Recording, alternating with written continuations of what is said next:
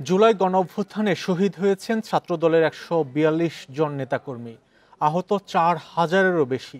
এমন তথ্য দিয়ে সংগঠনের নেতারা জানান, শুধু হত্যা নয়, তাদের শতাধিক নেতাকর্মীকে গুম করে চালানো হয় অমানবিক নির্যাতন, যাদের অনেকেই এখনো বয়ে বেড়াচ্ছেন উত্তাল জুলাইয়ের দুঃসহ যন্ত্রণা।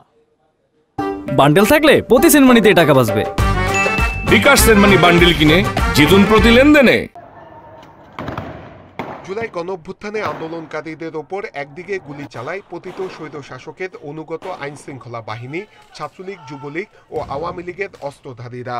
অন্যদিকে চলে গণহারে গুম ও গ্রেপ্তার। ছাত্রদলের সহসভাপতি আবু জাফর গণঅভ্যুত্থানের শুরু থেকেই রাজপথে। পুলিশের হামলার শিকার হয়ে যাত্রাবাড়িতে একটি বেসরকারি হাসপাতালে চিকিৎসা নিতে যান। সেখান থেকে তাকে ২৪ জুলাই তুলে নিয়ে যায় ডিবি পুলিশ।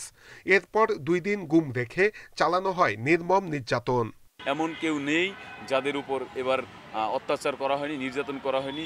রুটিন করে দেখা গেছে রিমান্ড, একদিনের রিমান্ড একবার সাধারণত নেয়, কিন্তু তারা ৩বার ৪বার নিয়ে জিজ্ঞাসাবাদ করতো, জিজ্ঞাসাবাদের নামে টর্চার করতো।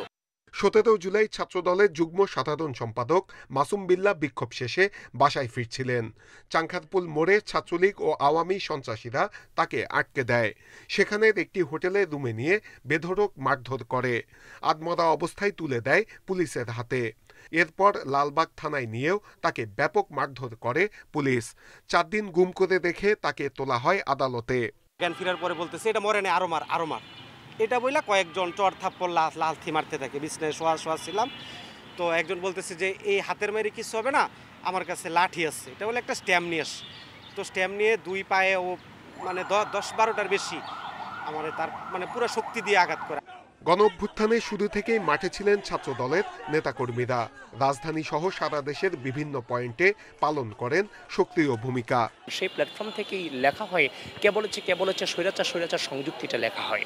পরবর্তীতে সেই স্লোগানটা রাজু ভাস্কর্যকে ছাত্রদলের ছেলেমেয়েরা যখন তুলল, ওটা বাংলাদেশে ছড়িয়ে গেল। ছাত্রদলের তথ্য মতে জুলাই গণঅভ্যুত্থানে ১৪২ নেতাকর্মী শহীদ হন, আহত ৪,০০০-এরও বেশি। বিভিন্ন স্থানে অথবা জেলা, মহানগর, ঢাকাতে বিভিন্ন স্পটে সেটি বাংলাদেশ জাতীয়তাবাদী ছাত্র দলের নেতৃবৃন্দরা এই আন্দোলনে একদম সম্মুখ সারিতে অংশগ্রহণ করেছেন। আমাদের অঙ্গ সহযোগী সংগঠনগুলো এবং বিএনপির অসংখ্য নেতাকর্মীরা জুলাই এবং আগস্টে মিথ্যা মামলায় তারা গ্রেপ্তার হয়েছেন।